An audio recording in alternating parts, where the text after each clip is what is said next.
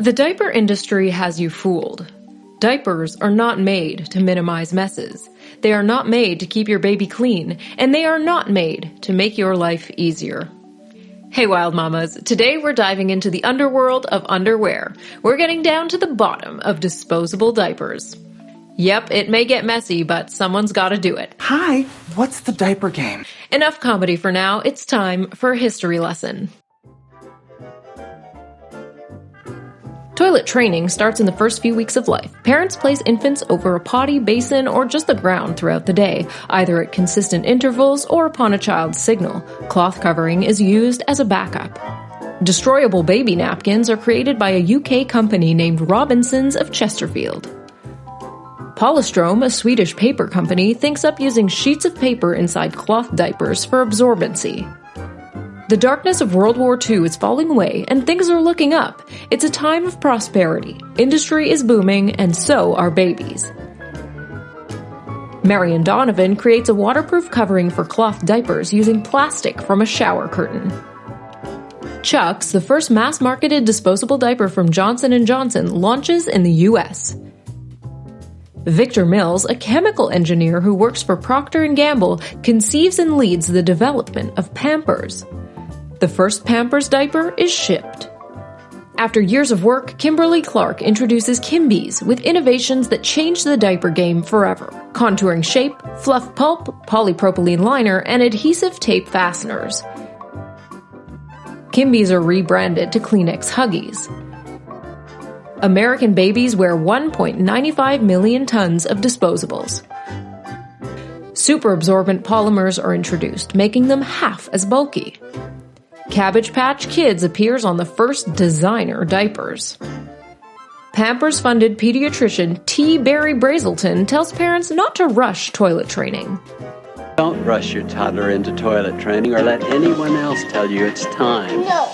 It's got to be his choice. So I'm glad there's finally a bigger diaper for growing toddlers.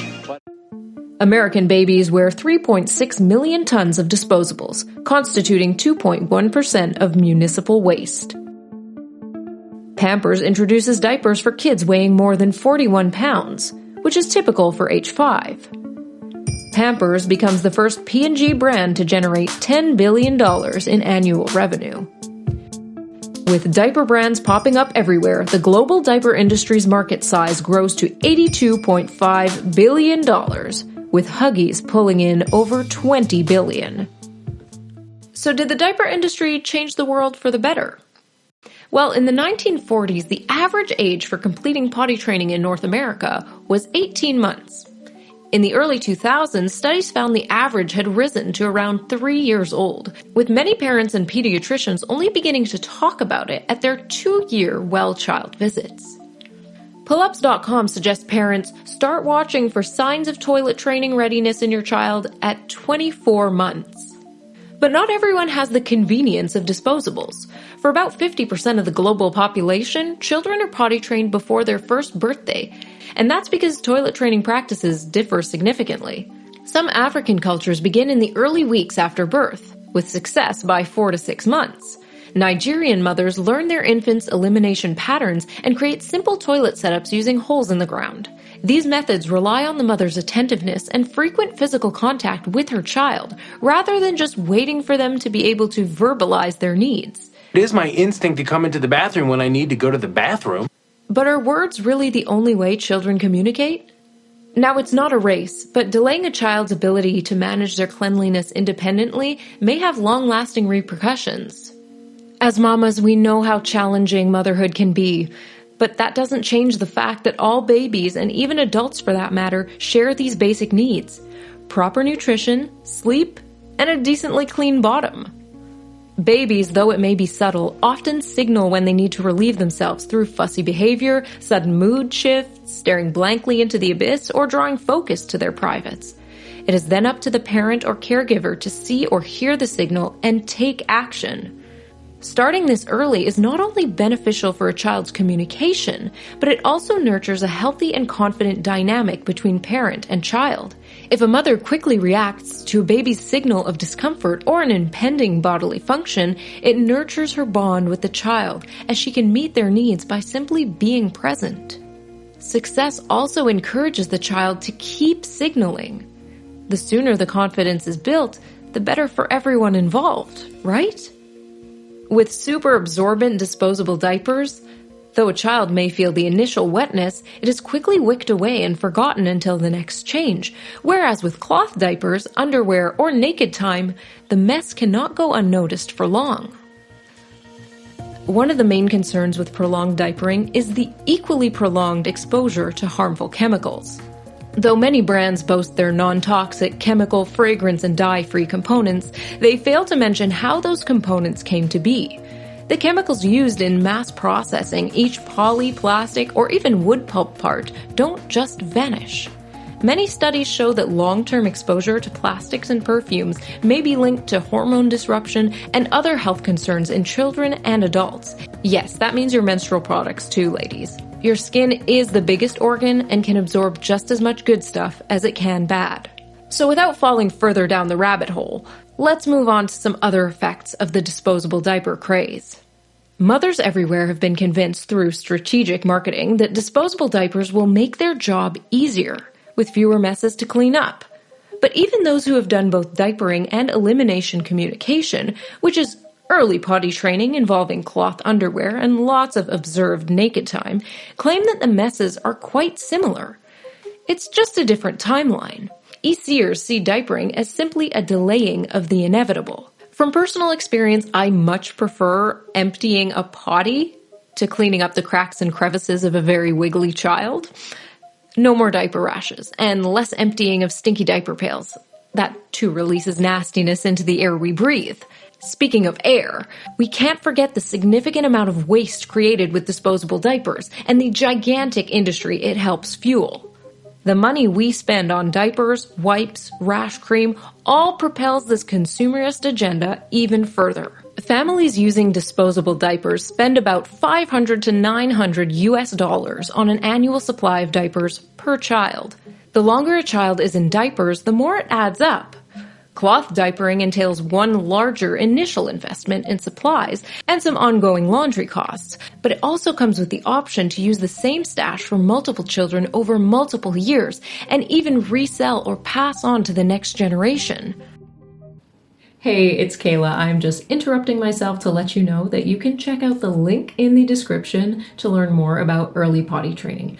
Go Diaper Free has free resources as well as courses, books, and community support. So no matter what stage you and your child are at, this will give you the confidence and knowledge to ditch those disposables.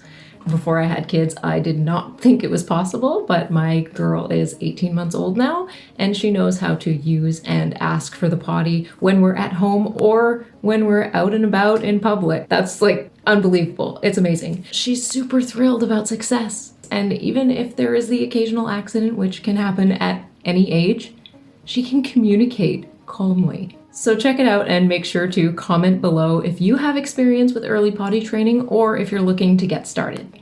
Now back to the video. Even a mother who practices EC while still using disposables is bound to use fewer diapers and wipes throughout the day once good communication is established. This often leads to an earlier end to potty training. Here's a little caveat though. Even reusable diapers can be processed with harmful chemicals or be made with non-breathable plastics. So do your research if you go this route. Now, we're not here to shame mothers for doing their best with what they have and what they know. The issue with disposable diapers extends far beyond the individual household. The plastic diaper is just a symbol of how lost we are as a society.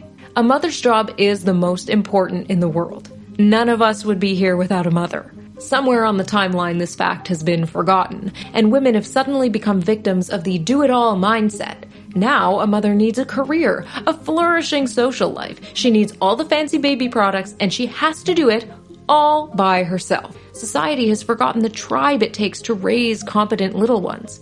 Now the mother is the tribe, and she is exhausted.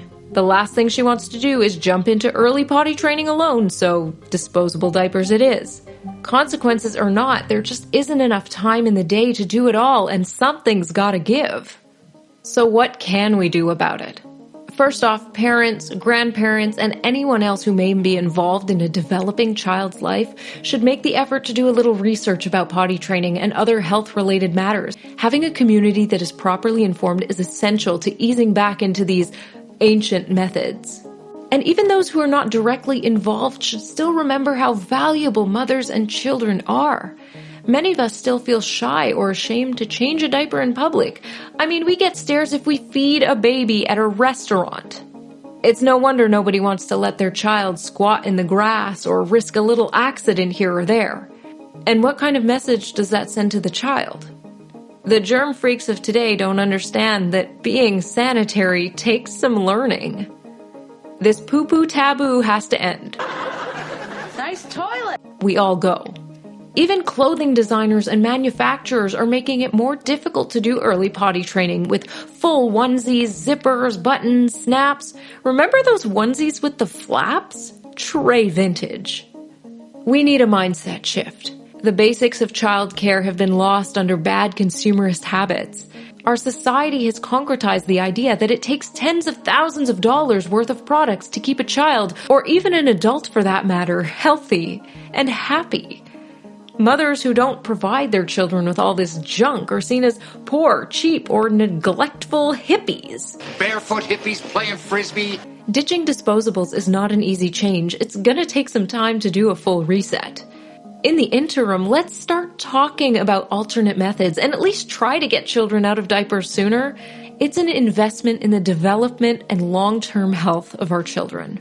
How about we turn off the TV and the radio and the cell phones for a minute and think about what it actually takes for a child to live a happy, healthy life? I'll give you a hint.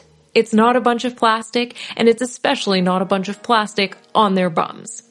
Until next time, stay empowered, stay informed, and as always, stay wild.